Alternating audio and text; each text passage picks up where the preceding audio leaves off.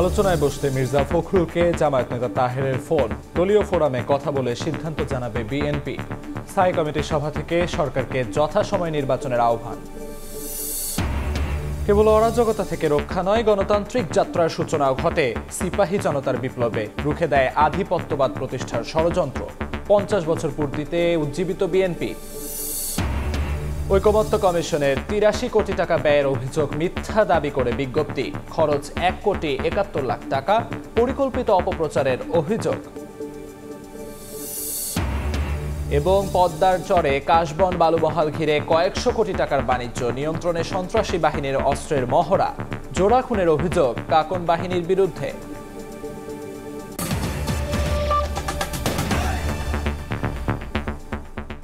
সকালের সময়ের সঙ্গে আছি আমি আমিরুল ইসলাম আলিফ। জুলাই সনদ, গণভোট ও জাতীয় নির্বাচন সহ চলমান নানা রাজনৈতিক মতানৈক্য নিরসনে বিএনপিকে আনুষ্ঠানিকভাবে আলোচনায় বসার আহ্বান জানিয়েছে জামায়াতে ইসলামী। বৃহস্পতিবার রাতে জামায়াতের নায়েবে আমির ডাক্তার সৈয়দ আবদুল্লাহ মোহাম্মদ তাহের বিএনপি মহাসচিব মির্জা ফখরুল ইসলাম আলমগীরকে ফোন করে এ আহ্বান জানান। বিষয়টি নিয়ে দলীয় ফোরামে আলোচনা করেই সিদ্ধান্ত জানাবে বিএনপি। স্বাক্ষর। প্রায় 8 মাস ধরে আলোচনা শেষে 17 অক্টোবর জাতীয় সংসদ ভবনের দক্ষিণ প্লাজায় সই হয় জুলাই জাতীয় সনদ। প্রধান উপদেষ্টা, জাতীয় ঐকমত্য কমিশনের সহ সভাপতি ও সদস্য সহ রাজনৈতিক দলগুলোর 2 জন করে প্রতিনিধি স্বাক্ষর করেন সনদে। তবে জুলাই জাতীয় সনদ বা সংস্কার প্রস্তাব বাস্তবায়ন, গণভোটের সময়, বিষয়বস্তু ও জাতীয় নির্বাচন নিয়ে রাজনৈতিক দলগুলোর মধ্যে মতভেদ দেখা দিলে উদ্বেগ প্রকাশ করে উপদেষ্টা পরিষদ। পরে রাজনৈতিক দলগুলোকে উদ্যোগী হয়ে নিজেদের মধ্যে আলাপ আলোচনা করে সম্ভাব্য দ্রুততম সময়ে অন্তর্বর্তী সরকারকে ঐক্যবদ্ধ দিক নির্দেশনা দেওয়ার জন্য 1 সপ্তাহের সময় বেঁধে দেয়া হয়। সরকারের পক্ষ থেকে জানানো হয় 1 সপ্তাহের মধ্যে রাজনৈতিক দলগুলো ঐকমত্যে পৌঁছাতে না পারলে নিজের মতো করে সিদ্ধান্ত নেবে সরকার। এই রাজনৈতিক দলগুলো যারা ঐকমত্যে পৌঁছানোর বিষয়টি দলগুলোর দিকে ঠেলে দেয়া নিয়ে নতুন করে বিতর্ক শুরু হয় রাজনৈতিক অঙ্গনে। প্রশ্ন দেখা দেয়, এত দীর্ঘ আলোচনার পরও যখন দলগুলো ঐকমত্যে পৌঁছাতে পারেনি, তখন মধ্যস্থতাহীন উদ্যোগটি আদৌ সাফল্যের মুখ দেখবে কিনা। এক্ষেত্রে রেফারির অভাব বোধের কথাও সামনে আনেন জামায়াত নেতারা। এরই মধ্যে বৃহস্পতিবার রাতে বিএনপিকে আলোচনায় বসার আহ্বান জানায় জামায়াতে ইসলামী। বিএনপি মহাসচিব মির্জা ফখরুল ইসলাম আলমগীরকে ফোন করেন জামায়াতের নায়েবে আমির ডাক্তার সৈয়দ আবদুল্লাহ মোহাম্মদ তাহের। তবে জামায়াতের সঙ্গে আলোচনায় বসার বিষয়ে এখনও কোনো সিদ্ধান্ত জানায়নি বিএনপি। দলীয় ফোরামে আলোচনার পর বিষয়টি নিয়ে সিদ্ধান্ত জানাবে দলটি। তুষার আহমেদ ইমন, সময় সংবাদ, ঢাকা। দীর্ঘ আলোচনায় ঐকমত্য বাস্তবায়নে সব রাজনৈতিক দল ঐক্যবদ্ধ থাকবে এবং নিত্য নতুন প্রশ্ন উত্থাপন বা সংকট সৃষ্টি করে গণতন্ত্র পুনঃপ্রতিষ্ঠার লক্ষ্যে নির্বাচন অনুষ্ঠানে বাধা সৃষ্টি করবে না বলে আশা প্রকাশ করেছে বিএনপি। বিএনপির ভারপ্রাপ্ত চেয়ারম্যান তারেক রহমানের সভাপতিত্বে দলের জাতীয় স্থায়ী কমিটির সভায় আলোচনায় গৃহীত লিখিত প্রস্তাবে জুলাই জাতীয় সনদের যেসব বিষয় ঐকমত্য হয়েছে তার বাস্তবায়ন এবং যথাসময়ে নির্বাচন অনুষ্ঠানের আহ্বান জানানো হয়। এতে বলা হয়, ঐতিহাসিক আনুষ্ঠানিকতার মাধ্যমে যে সনদ স্বাক্ষরিত হয়েছে, বিএনপি তার অংশীদার হিসেবে সনদে বর্ণিত সব বিষয়কে ধারণ করে এবং দেশের সংবিধান ও প্রচলিত আইন অনুযায়ী তা বাস্তবায়নে অঙ্গীকারাবদ্ধ।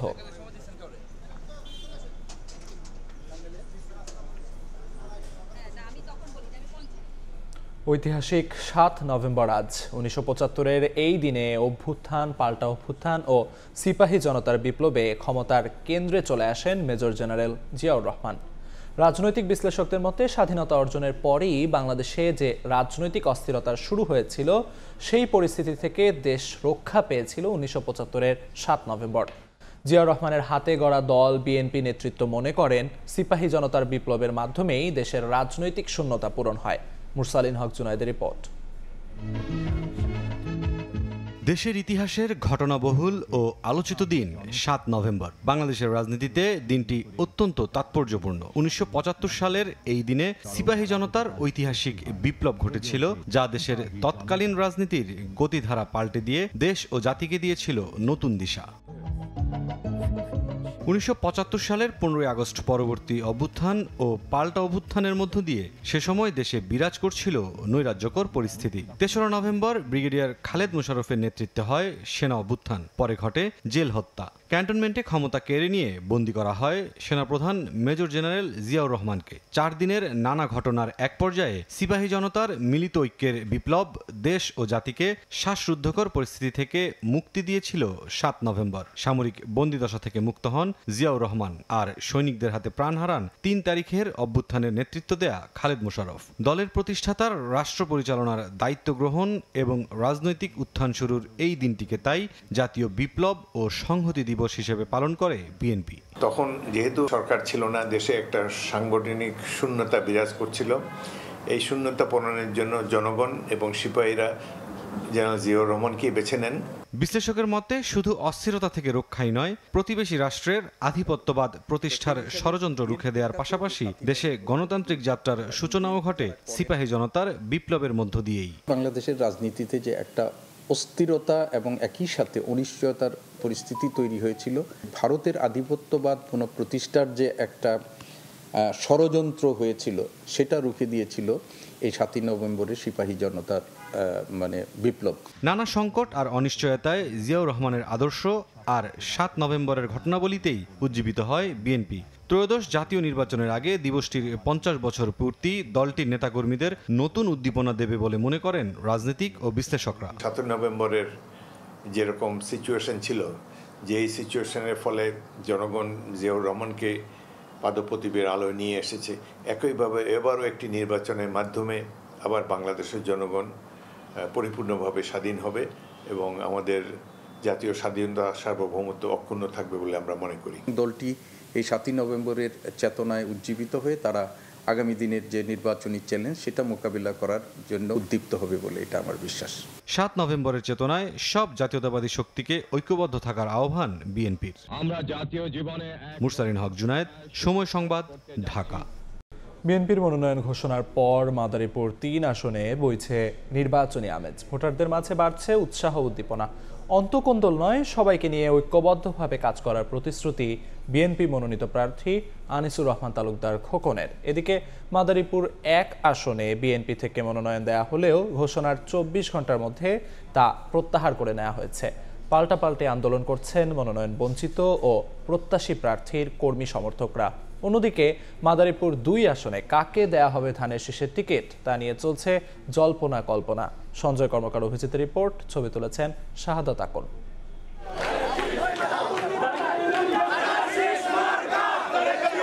দলীয় নেতাকর্মী নিয়ে মোটরসাইকেল শোডাউন, ঢাকঢোলার বাদ্যযন্ত্র নিয়ে সড়ক থেকে পাড়া মহল্লায় যাচ্ছেন বিএনপির মনোনীত প্রার্থী, করছেন সভা সমাবেশ, দিচ্ছেন ভোটারদের পাশে থাকার আশ্বাস। মনোনয়ন পাওয়ার পর নিজ এলাকায় গণসংযোগ করেন মাদারীপুর 3 আসনের বিএনপির মনোনীত প্রার্থী আনিসুর রহমান তালুকদার খোকন। ফুলের মালা দিয়ে তাকে বরণ করে নেন দলীয় নেতাকর্মীরা। ধানের শীষের টিকিট পেয়ে কেন্দ্রীয় বিএনপির গণশিক্ষা বিষয়ক সম্পাদক বলেন, গত 17 বছর বিএনপির নেতাকর্মীরা অন্যায় ও জুলুমের শিকার হলেও অন্য দলের কারো সঙ্গে এমন কার্যক্রম করবে না তার দলের নেতাকর্মীরা। দেশের প্রতিটি মানুষ শান্তিতে বাড়িতে ঘুমাতে পারবে, সেই লক্ষ্য নিয়ে কাজ করবে বিএনপি। বিগত দিনে যা হয়েছে ভবিষ্যতে সেই জিনিসটা যেন আর না হয়। সবাই যেন যার যার ঘরে সে বাস করতে পারে, যার যার কাজ সে করতে পারে, যার যার ধর্ম সে পালন করতে পারে। বিএনপির পক্ষ থেকে মনোনয়ন ঘোষণার পর চায়ের দোকান থেকে পাড়া মহল্লার অলিগলি সবখানে চলছে আলোচনা, বাড়ছে উৎসাহ উদ্দীপনা। গ্রহণযোগ্য নির্বাচনের মাধ্যমে পছন্দের প্রার্থীকে খুঁজে নেওয়ার কথা জানান ভোটাররা। বিগত দিনে ভোট দিতে পারি নাই, আমরা চাই যেন সুষ্ঠু একটা নির্বাচন হোক, যার যার ভোটটা জানিয়ে যার ভোট গুনকে ডিক্লেয়ার দেব, এইটা আমরা চাই। এমন একজন প্রতিনিধি চাই যিনি জনগণের মেহনতি মানুষের জন্য আগে আসবে, মেহনতি মানুষের কাজ করবে। এদিকে মাদারীপুর 1 আসনে দলীয় প্রার্থী হিসেবে জামান কামাল নুরুদ্দিন মোল্লার নাম ঘোষণা করেন বিএনপির মহাসচিব মির্জা ফখরুল ইসলাম আলমগীর। বাদ পড়েন মনোনয়ন প্রত্যাশী জেলা বিএনপির যুগ্ম আহ্বায়ক সাজ্জাদ হোসেন সিদ্দিকী লাবলু। এরই প্রতিবাদে লাবলুর কর্মী সমর্থকরা ঢাকা ভাঙা এক্সপ্রেসওয়ের পাঁচচরে সড়কে টায়ার জ্বালিয়ে অবরোধ করেন। মঙ্গলবার বিকেলে বিএনপির কেন্দ্রীয় কমিটির সিনিয়র যুগ্ম মহাসচিব রুহুল কবির রিজভির স্বাক্ষরিত প্রেস বিজ্ঞপ্তিতে জামান কামাল নুরুদ্দিন মোল্লার মনোনয়ন স্থগিত করা হয়।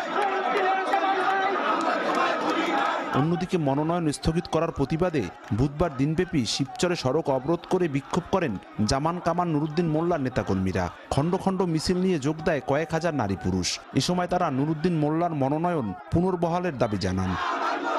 সঞ্জয় কর্মকার, অভিজিৎ, সময় সংবাদ। ঐকমত্য কমিশনের আপ্যায়ন খরচ বাবদ ৮৩ কোটি টাকা ব্যয়ের তথ্য মিথ্যা দাবি করেছে কমিশন।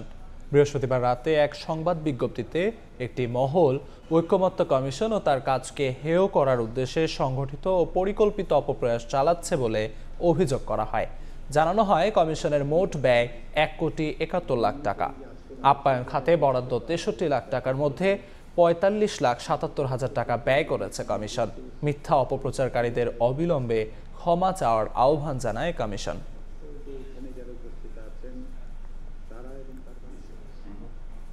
সকালের সময় আরও থাকছে, ঘাট সংকটে প্রায় অচল পাটুরিয়া দৌলতদিয়া নৌরুট। দু তীরে পারাপারে অপেক্ষা করতে হয় ঘন্টার পর ঘন্টা, বেড়েছে যাত্রী ও শ্রমিকদের ভোগান্তি। পাবনা, কুষ্টিয়া, নাটোর থেকে রাজশাহী জেলার পদ্মা নদীর চরে কাশের খড় ও বালুমহালের বাণিজ্য হয় বছরে কয়েকশো কোটি টাকার। এসব নিয়ন্ত্রণ করে একাধিক সন্ত্রাসী বাহিনী। সম্প্রতি পদ্মার চরে জোড়া খুনের অভিযোগ উঠেছে কাকন বাহিনীর বিরুদ্ধে। নদীর বুকে অস্ত্রশস্ত্র নিয়ে মহড়া ও কথায় কথায় গুলি চালানো সহ এ বাহিনীর ভয়ে তটস্থ 4 জেলার চরাঞ্চলের মানুষ। নিরাপত্তার ভয় আর শঙ্কায় ব্যাহত চরের চাষাবাদ। আইনশৃঙ্খলা বাহিনী জানিয়েছে, অভিযুক্তদের ধরতে চলছে সাঁড়াশি অভিযান। আব্দুল সালামের ছবিতে মওদুদ রানার রিপোর্ট। স্পিডবোট ও বড় নৌকায় করে প্রমত্তা পদ্মার বুকে চলত নিয়মিত সশস্ত্র মহড়া। ভারী ভারী অস্ত্র নিয়ে ছুটত গুলি, চলত দখলদারি। চরের কাশবন, ভূমি দখল, বালুমহল নিয়ন্ত্রণ ও আধিপত্য বিস্তারে কাকন বাহিনীর এই দৌরাত্ম্য পাবনার সাড়া ইউনিয়নের বালুরঘাট থেকে শুরু করে কুষ্টিয়ার ভেড়ামারা, দৌলতপুর, নাটোরের লালপুর হয়ে রাজশাহীর বাঘার আলাইপুর ঘাট পর্যন্ত। পদ্মার বুকে জেগেছে বিস্তীর্ণ চর, তাতে বিনা খরচের ফসল কাশ। ব্যবসায়ীদের দাবি, শুধুমাত্র বাঘা উপজেলার চরেই বছরে কাশের খড়ের ব্যবসা হয় অন্তত 50 কোটি টাকার। পাবনা থেকে রাজশাহী পর্যন্ত হয় 300 কোটি টাকার বাণিজ্য। বিশাল অঙ্কের এই কারবারে জমির মালিক থাকে উপেক্ষিত। পুরোটা নিয়ন্ত্রণ করে কাকন বাহিনী সহ প্রভাবশালী সিন্ডিকেট। যে বালুঘাট ডাকে তা হয়তো বাজায় বলে আমাকে একটু শেয়ার লাও, এরকম করি ও শুরু করে। আর ওর লোক দিয়ে ঘাট চালাই। ঘাট চালাতে গেলে মস্তানি কিছু লোক লাগে, সেই ক্ষেত্রে ওনাকে ব্যবহার করা হয়। জমির মালিকের সাথে ওরমিট, আমার জমির মালিকের সাথে কোনো সংযোগ নাই। মাঠটা তো একজনের দখলে থাকে বা পাহাড় দেয়, ওদের থেকে আমরা কিনি। এখন জমি 1 লাখ টাকা দিয়ে কি না দেয় ওটা তো আর আমরা বলতে পারলাম না। কাশবন দখলকে কেন্দ্র করে গত 27 অক্টোবর কুষ্টিয়ার দৌলতপুরের পদ্মার চরে আমান ও নাজমুল নামে দুজনকে গুলি করে হত্যার অভিযোগ উঠেছে কাকন বাহিনীর বিরুদ্ধে। এতে মারা যায় বাহিনীর সদস্য লিটনও। ভুক্তভোগীরা বলছেন, ওই ঘটনার পর থেকে হুমকি ধামকিতে আতঙ্কিত পুরো এলাকার মানুষ। আনতে গেলেই ধরেন যে খালি গুলি করে, কেউ ধরেন ভিড়তেই পারে না। কাকনের বিশ্বাস চাই বেটে, এইটুকু আমার কথা, তাছাড়া আমার কথা না। চরবাসী বলছেন, 4 জেলায় পদ্মার বালু বাণিজ্য হয় কয়েক হাজার কোটি টাকার। সেই বালুমহল নিয়ন্ত্রণে কাকন বাহিনীর উত্থান। বাহিনীর 30 থেকে 35 জন সদস্য নদীতে থাকলেও পুরো ব্যবসা চালায় সিন্ডিকেট। 4 জেলায় থাকা 5টি সিন্ডিকেটের সদস্য প্রভাবশালীরা বিভিন্ন অনুপাতে কমিশন পান। আমি ভোট দেখে ধরেন আগে দৌড় মারিছি, সেই ভয়ে আর কোনো লোকজন ওই আবাদের মাঠে যেতে পারে। সারাঘাট, ঈশ্বরদী, কুষ্টিয়া, তারপরে রানাকোট, মানে সব জায়গাতেই চাঁদাবাজি, মস্তানি, জমি দখল সব কিছুই ও নিজেই বহন করে, ভোগ করে। হত্যাকাণ্ডের ঘটনায় হাসানুজ্জামান কাকনকে প্রধান আসামি করে কুষ্টিয়া দৌলতপুর থানায় মামলা হয়েছে। গত জুন থেকে অক্টোবর পর্যন্ত এ বাহিনীর বিরুদ্ধে মামলা হয়েছে 6টি। দুর্গম চরে পুলিশের সাঁড়াশি অভিযান চলছে। নৌপুলিশও বাড়িয়েছে তৎপরতা। গোয়েন্দা তথ্য রয়েছে, কারা অ্যাক্টিভলি কাজ করতেছে, তাদেরকে গ্রেপ্তারের আওতায় দ্রুত আনা যায় কিনা সে বিষয়ে আমাদের বিশেষ অভিযান পরিচালিত হচ্ছে। গত 17 জুলাই নাটোরের বালুমহলে কাকন বাহিনীর আস্তানায় অভিযান চালিয়ে 3টি পিস্তল, 48টি গুলি, মানুষের মাথার খুলি, মাদকদ্রব্য উদ্ধার করে যৌথ বাহিনী। মওদুদ রানা, সময় সংবাদ, রাজশাহী। খুলনার রূপসায় এক ব্যক্তিকে গুলি করে হত্যা করেছে দুর্বৃত্তরা। পুলিশ জানায়, বৃহস্পতিবার রাত 9:30টার দিকে সোহেল হাওলাদার রুটি ও দই কেনার জন্য বাড়ি থেকে বের হন। পথে দুর্বৃত্তরা তার গতি রোধ করে বুকের বাম পাশে গুলি করে পালিয়ে যায়। রক্তাক্ত অবস্থায় স্থানীয়রা উদ্ধার করে হাসপাতালে নেয়ার পথেই তার মৃত্যু হয়। খবর পেয়ে পুলিশ ঘটনাস্থল পরিদর্শন করে।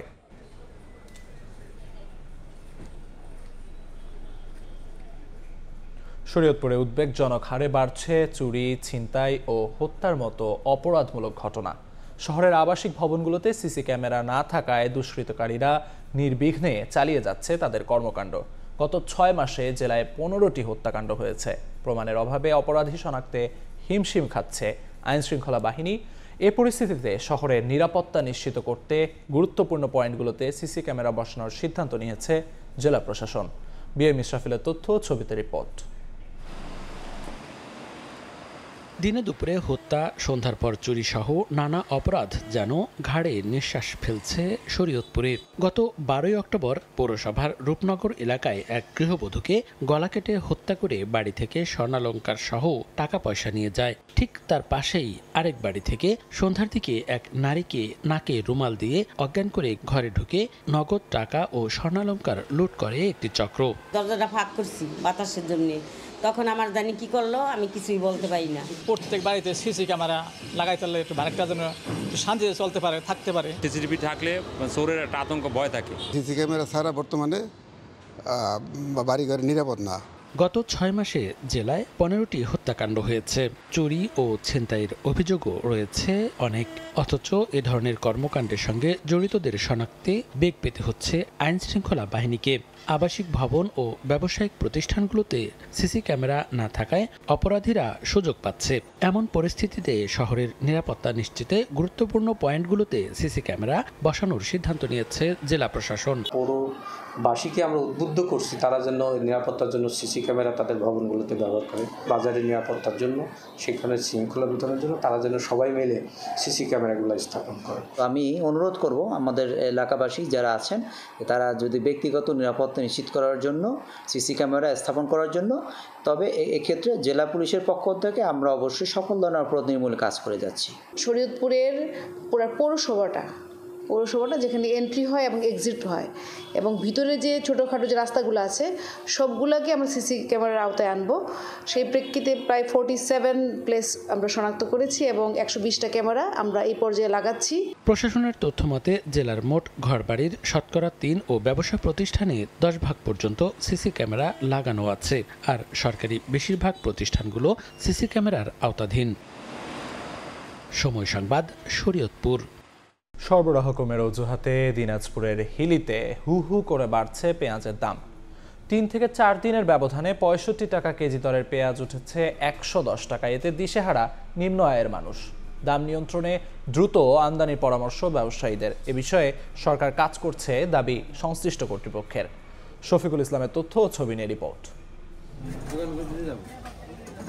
পেঁয়াজ চাষির ন্যায্য মূল্য নিশ্চিত করতে গেল 3 মার্চ বন্ধ করে দেয়া হয় পণ্যটির আমদানি অনুমতি। হিলি স্থলবন্দরের আশপাশের বাজারে প্রতি কেজি পেঁয়াজের দাম থাকে 50 টাকার মধ্যে। দাম ঊর্ধ্বমুখী হলে 14 আগস্ট আমদানির সুযোগ দিলেও 31 আগস্ট থেকে তা আবারও স্থগিত করা হয়। এরপর 60 থেকে 65 টাকা কেজি দরে বেচাকেনা চলে মশলা জাতীয় এই পণ্যের।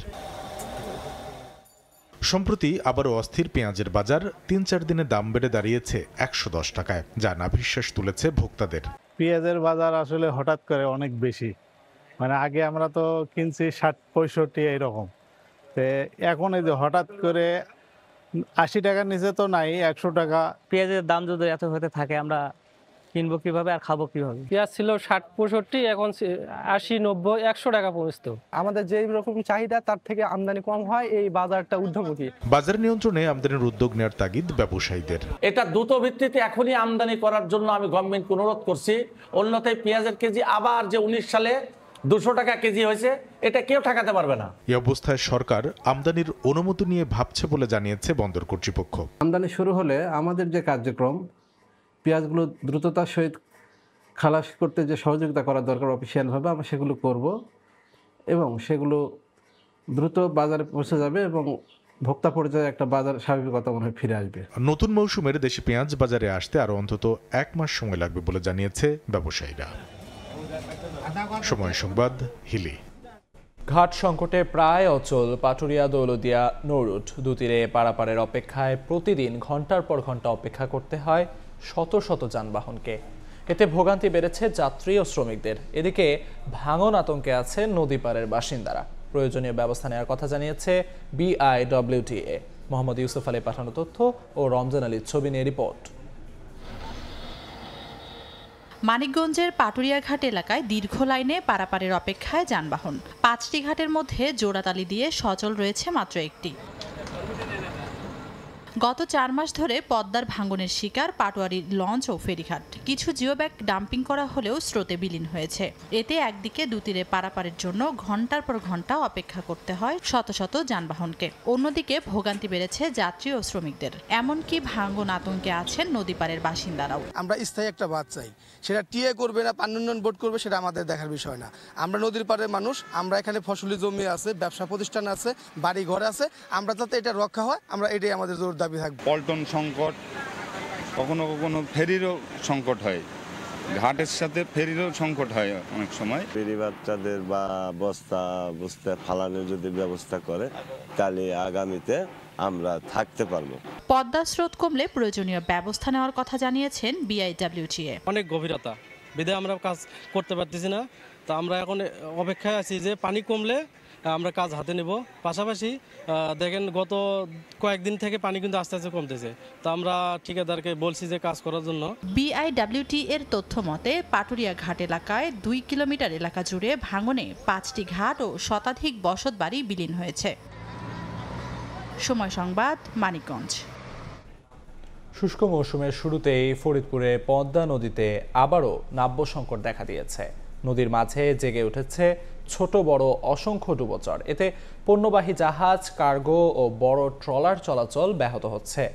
অচল হতে বসেছে একমাত্র CNB ঘাট। একদিকে ক্ষতির মুখে পড়ছেন ব্যবসায়ীরা, অন্যদিকে কাজ কমে যাওয়ায় বেকার হয়ে পড়ছেন শ্রমিকরা। শিকদার সদরে পাঠানো তথ্য ও ছবি নিয়ে রিপোর্ট। মালামাল নিয়ে ঘাটে ভিড়তে পারছেন না মাঝারি কিংবা বড় জাহাজ চলাচলে নদীতে পানির গভীরতা কমপক্ষে 10 থেকে 12 ফুট প্রয়োজন হলেও ঘাট থেকে 10 কিলোমিটার দূরে কোথাও কোথাও গভীরতা রয়েছে 4 থেকে 5 ফুট। দূর দূরান্ত থেকে আসা এসব পণ্যবাহী জাহাজ CNB ঘাট নৌবন্দরে ভিড়তে পারছে না। নদীপথের 40 কিলোমিটারের মধ্যে 12টি স্থানে নাব্য সংকটের কারণে প্রতিদিনই আটকা পড়ছে একাধিক জাহাজ। দক্ষিণবঙ্গসহ বৃহত্তর ফরিদপুরের ব্যবসায়িক পণ্য আনা নেয়ার জন্য অত্যন্ত গুরুত্বপূর্ণ নৌবন্দরটি 100 বছরের পুরনো। 2017 সালে সরকার এটিকে 3য় শ্রেণীর নৌবন্দরে অন্তর্ভুক্ত করে। চট্টগ্রাম ও মংলা সমুদ্র বন্দর এবং সিলেট, নারায়ণগঞ্জ ও কুমিল্লা সহ বিভিন্ন স্থান থেকে নৌপথে এই বন্দরে পণ্য আনা নেয়া করা হয়। জাহাজ যে আসবে ফুল লোড নিয়ে আসবে এটা আসলে সম্ভব না। নদীর নাব্যতা একবারই নষ্ট হয়ে গেছে। পানি আপনার 10-12 ফিট থাকার কথা, কিন্তু পানি আছে আপনার 5-6 ফিট এরকম। ইঞ্জিনের কিরান শেপ ভাঙে, পাংখা ভাঙে, আপনার ওই ডান্ডার শেপ ভাঙে। ব্যবসায়ীরা বলছেন নাব্য সংকটের কারণে বন্দরে জাহাজ ভিড়তে না পারায় নৌযান থেকে পণ্য খালাস করতে অতিরিক্ত মাশুল গুনতে হচ্ছে। এছাড়া আমদানি কমে যাওয়ায় বেকার হতে বসেছেন প্রায় 3000 শ্রমিক। ঠায় হারা দিন বেকার খাটলি পরে 200 থেকে 150 থেকে 300 থেকে এতে তো সংসার চলে না। ঘাটে জাহাজ না আসার কারণে 2000 শ্রমিক অকাম হয়ে যাইতেছে। আল্লাহ আমাদের যে পরিমাণ আনার দরকার সেই পরিমাণ আমরা আনতে পারতেছি না। আমরা পাল্টাই করে আনতেছি আর এক জাহাজে দিয়ে, তারপরও ট্রলার আমাদের আসতেছে না, 2 বার করা লাগতেছে, তাই তো আমাদের লস হইতেছে। নাব্য সংকটের কথা স্বীকার করে BIWTA কর্তৃপক্ষ বলছে দ্রুত খননের কাজ শুরু হবে। এই ড্রেজিং করার জন্য ড্রেজিং বিভাগের সাথে আমরা সমন্বয় করে একত্রিত হয়ে আমরা দ্রুত ড্রেজিং করে যাতে জাহাজগুলো সুন্দরভাবে চলতে পারে এবং নাব্যতা সংকট না থাকে এ বিষয়ে আমরা পদক্ষেপ নিয়েছি। গত অর্থ বছরে ফরিদপুর নৌবন্দর থেকে 1,55,00,000 টাকা রাজস্ব আদায় হয়েছে। সময় সংবাদ, ফরিদপুর।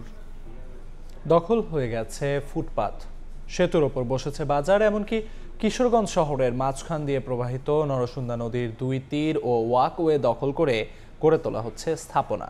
এতে বাড়ছে নাগরিক ভোগান্তি। তবে দ্রুতই অবৈধ স্থাপনা উচ্ছেদে অভিযান শুরু হবে বলে আশ্বাস জেলা প্রশাসনের। নূর মোহাম্মদের তথ্য ও ছবি নিয়ে রিপোর্ট। দেখে মার্কেট মনে হলেও এটি কিশোরগঞ্জ শহরের প্রাণকেন্দ্র গৌরাঙ্গ বাজার সেতু এলাকা। প্রধান সড়কের ওপর এই সেতুর দুপাশে ফুটপাত রাস্তা দখল করে বসেছে হকার মার্কেট। শুধু গৌরাঙ্গ বাজারই নয়, শহরের পুরান থানা, বড়বাজার সহ বিভিন্ন ফুটপাত দখলদারদের নিয়ন্ত্রণে। রাস্তা ও সেতুর দুপাশ দখল হয়ে যাওয়ায় বিপাকে সাধারণ মানুষ। হকাররা বলছেন, নির্ধারিত জায়গা না থাকায় এখানে ব্যবসা করছেন তারা। আমরা মনে করি যে যারা ফুটপাতে ব্যবসা করে তারা যদি এগুলো না করে চলবো কিভাবে? আমার একটা ব্যবসা দিয়ে আমার ফ্যামিলি চালাইতে হয়। আমাদের যদি উঠে যায় তাহলে আমরা ব্যবসা করি। প্রতি বছর 40,000 50,000 টাকা করে অ্যাডভান্স 1 বছরের জন্য দিতে হয়, আবার রোজ 250 টাকা দিতেই হবে। ফুটপাতের বড়বাজার স্থান, কোনো বড়বাজার কোনো মেন স্থান নাই, আমরা কোনো স্থান দিতে পারি না।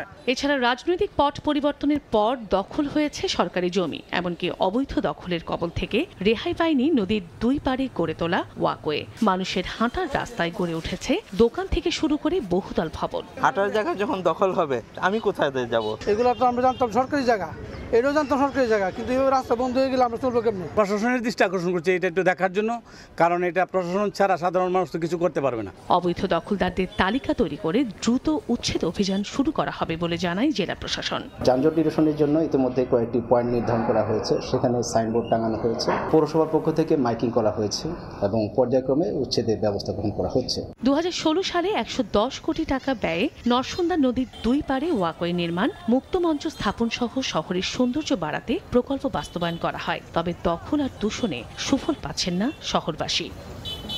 সময় সংবাদ, কিশোরগঞ্জ। সংস্কার ও রক্ষণাবেক্ষণের অভাবে ধ্বংস হতে বসেছে নারায়ণগঞ্জ শহরের ঐতিহ্যবাহী হাজীগঞ্জ দুর্গ। নজরদারির অভাবে মোগল আমলে নির্মিত এই ঐতিহাসিক নিদর্শনটি পরিণত হয়েছে ছিনতাইকারী, মাদকসেবী ও মাদক বিক্রেতাদের আস্তানায়। এতে আগ্রহ হারাচ্ছেন দেশি ও বিদেশি পর্যটকরা। তবে দুর্গটিকে আদি রূপে ফিরিয়ে এনে পর্যটন কেন্দ্র হিসেবে গড়তে নানা পরিকল্পনার কথা জানালো সিটি কর্পোরেশন ও জেলা প্রশাসক। শওকত আলী সৈকতে পাঠানো তথ্য ও আরিফ হোসেনের ছবিতে রিপোর্ট। মোগল আমলের অন্যতম নিদর্শন নারায়ণগঞ্জ শহরের হাজীগঞ্জ দুর্গটি 1950 সালে প্রত্নতত্ত্ব অধিদপ্তরের আওতায় নিয়ে কিছু সংস্কার করা হয়। এরপর দীর্ঘ 75 বছরে সংস্কারের আর কোনো ছোঁয়া লাগেনি। মূল ফটকের দরজা লুটপাট সহ দৃষ্টিনন্দন ওয়াচ টাওয়ারটি ভেঙে গেছে, নিশ্চিহ্ন হয়ে গেছে দুর্গের বাইরের নকশা খচিত বেশ কয়েকটি পিলার ও নির্মাণ শৈলীও। খসে পড়েছে দেয়ালের ইট ও পলেস্তরা। প্রায় 20 ফুট উঁচু সীমানা প্রাচীরের বাইরে বিশাল দিঘি সহ দুর্গের বিপুল পরিমাণ জমি দখলে নিয়েছে ভূমিদস্যুরা, যেখানে নির্মাণ করা হয়েছে বিভিন্ন ব্যবসা প্রতিষ্ঠান সহ অবৈধ স্থাপনা। এছাড়া জুয়ারি ও মাদক সেবীদের আড্ডা, মাদক বেচাকেনা, ছিনতাই ও অসামাজিক কাজ সহ নানা অপরাধের আখড়ায় পরিণত হয়েছে দুর্গটি। এখানে দিন দুপুরে মাদক, ছিনতাই, ইফটিজিং এমন কোনো কাজ নাই যে এখানে হয় না। অসাধু ব্যবসায়ীরা বিভিন্ন ভুয়া কাগজপত্র দেখিয়ে এই জায়গাটি দখল করে আছে। ইতিহাসবিদদের বর্ণনা থেকে জানা যায়, আনুমানিক 1600 খ্রিস্টাব্দে আরাকানি ও পর্তুগিজ জলদস্যুদের আক্রমণ থেকে ঢাকাকে রক্ষার জন্য মুঘল সুবেদার ইসলাম খান মতান্তরে সুবেদার মির্জুমলা হাজীগঞ্জ দুর্গটি নির্মাণ করেন, যা ওই সময় খিজিরপুর দুর্গ নামে সারা বিশ্বে পরিচিত ছিল। ঐতিহাসিক নিদর্শনটি সংস্কার করে পর্যটন কেন্দ্র হিসেবে গড়ে তোলার দাবি নগরবাসীর। যাতে আদর্শ একটি পর্যটন কেন্দ্র এটাকে তৈরি করা যায়, এই অবস্থায় এটা আমরা চাই। তবে দুর্গটিকে আদিরূপে ফিরিয়ে আনতে নানা পরিকল্পনার কথা জানান সিটি কর্পোরেশনের প্রধান নির্বাহী ও জেলা প্রশাসক। টুরিস্ট স্পট হিসেবে যদি ওইভাবে আমরা গড়ে তুলতে চাই, তাহলে আপনার মিনিস্ট্রির সঙ্গে একটা প্রসিডিউরাল বিষয় আছে, আমরা ওইভাবে চিঠি লিখে ওনাদের অনুমোদন নিয়ে সেটা আগাবো। কিভাবে এটাকে আরও সুন্দর করা যায়, কিভাবে তাদের আগের রূপে ফিরিয়ে আনা যায়, এই লক্ষ্যে আমরা কাজ করছি। প্রায় 400 বছর আগে শীতলক্ষ্যা নদীর পশ্চিম তীর ঘেঁষে 19.64 একর জমির উপর নির্মাণ করা হয় হাজীগঞ্জ দুর্গটি। সময় সংবাদ, নারায়ণগঞ্জ। অবশেষে ইতালি যাওয়া হলো না মুন্সিগঞ্জের পাসপোর্টধারী পোষা বিড়াল ক্যান্ডির। তার জন্য কেনা খাঁচাটি মানসম্মত না হওয়ায় বাধা হয়ে দাঁড়ায়। জননিরূপী রিক্তা বেগম বুক ভরা কষ্ট নিয়ে ইতালি চলে গেলেও শাহজালাল আন্তর্জাতিক বিমানবন্দর থেকে ক্যান্ডিকে ফিরিয়ে আনা হয় বাড়িতে। নাসির উদ্দিন উজ্জ্বলের রিপোর্ট, ছবি তুলেছেন আবু সাইদ। ইতালির উদ্দেশ্যে যাত্রা করা পোষা বিড়াল ক্যান্ডিকে ঢাকা শাহজালাল আন্তর্জাতিক বিমানবন্দর থেকে ফিরিয়ে দেওয়া হয়েছে। বৃহস্পতিবার ক্যান্ডিকে নিয়ে আসা হয় রিক্তা বেগমের বোনের বাসায়। বোনের মেয়ে তনিকা রহমান রোজা বিড়ালটির পরিচর্যা করছে। তবে পোষা বিড়ালটি মায়ের আদর পাওয়া রিক্তা বেগম ও তার ছেলে স্বপ্নিল হাসান শিথিলকে খোঁজাখুঁজি করছে, কিন্তু তাদের না পেয়ে অনেকটা মনমরা অবস্থায় রয়েছে ক্যান্ডি। তবে তাকে যথাসময়ে খাবার দেওয়া সহ যাবতীয় পরিচর্যা চলছে। এখন ও নড়েও না তত বেশি, আর খালামণি যাওয়ার পরে অনেক মানে খালামণিকে খালি খুঁজে পুরা ঘর হাউস করে পালছে। এটা আমার বাপেও পছন্দ করতো বেশি, ভাবে বেশি পছন্দ করা তো ইটালি নেওয়ারই করছেন। এদিকে কিছুটা বিলম্বে বৃহস্পতিবার ভোর 4টায় ঢাকা থেকে ছেড়ে যাওয়া কাতার এয়ারওয়েজের বিমানে রিক্তা বেগম ও তার ছেলে স্বপ্নিল হাসান শিথিল বাংলাদেশ সময় সন্ধ্যা 7টার দিকে রোমে পৌঁছায়। এই যাত্রায় ক্যান্ডিকে নিতে না পারার কষ্ট থাকলেও শিগগিরই ক্যান্ডিকে ইতালিতে নেওয়া হবে বলে জানিয়েছে পরিবারটি। সংশ্লিষ্টদের পরামর্শে বিড়ালকে বিমানে বহনের জন্য খাঁচাটি ক্রয় করা হয়েছিল, তবে এটির উচ্চতা একটু কম থাকায় দীর্ঘ ভ্রমণে বিড়ালটির ক্ষতি হবে বলেই বিমান কর্তৃপক্ষ ক্যান্ডিকে বহনে রাজি হয়নি। যেই খাঁচাটা কিনা হয়েছিল সেই খাঁচাটার মধ্যে ও কমফোর্ট ফিল করতেছিল না, যেমন ওর মাথাটা আটকে যেতেছিল, সেজন্য কাতার এয়ারওয়েজ আমাদের অনুমতি দেয়নি। পরিবারটি 4 বছর ধরে লালন পালন করছে বিড়ালটি। গভীর মমত্ব তৈরি ছাড়াও পরিবারের অংশ হয়ে যায় প্রাণীটি, তাই স্থায়ীভাবে বসবাসের জন্য ইতালি যাওয়ার সময় বিড়ালটি নিয়ে যাচ্ছিল। ডোমেস্টিক মিক্সড জাতের বিড়ালটির ওজন এখন 6 কেজি। ক্যান্ডির ইতালি যাত্রার জন্য সকল প্রক্রিয়াই সম্পন্ন ছিল, শুধুমাত্র এই খাঁচার উচ্চতার কারণে তার ইউরোপ যাত্রা আটকে গেছে। ফিরে এসেছে আবার সেই মানিকপুরে। মুন্সিগঞ্জের মানিকপুর থেকে নাসির উদ্দিন উজ্জ্বল, সময় সংবাদ। এ পর্যায়ে শীর্ষ সংবাদগুলো জানিয়ে দিচ্ছি আরেকবার। আলোচনায় বসতে মির্জা ফখরুলকে জামায়াত নেতা তাহেরের ফোন। দলীয় ফোরামে কথা বলে সিদ্ধান্ত জানাবে বিএনপি। স্থায়ী কমিটির সভা থেকে সরকারকে যথাসময়ে নির্বাচনের আহ্বান। কেবল অরাজকতা থেকে রক্ষা নয়, গণতান্ত্রিক যাত্রার সূচনাও ঘটে সিপাহী জনতার বিপ্লবে। রুখে দেয় আধিপত্যবাদ প্রতিষ্ঠার ষড়যন্ত্র। 50 বছর পূর্তিতে উজ্জীবিত বিএনপি। এই ছিল সকালের সময়। আন্তর্জাতিক সময় নিয়ে সঙ্গে থাকবেন সহকর্মী তোহা খান তামিম। আলিফ, আপনাকে ধন্যবাদ। সকালের সময় নিয়ে আসছি কিছুক্ষণ পর, আন্তর্জাতিক সময় নিয়ে আসছি কিছুক্ষণ পর। সঙ্গে থাকুন সময়ের।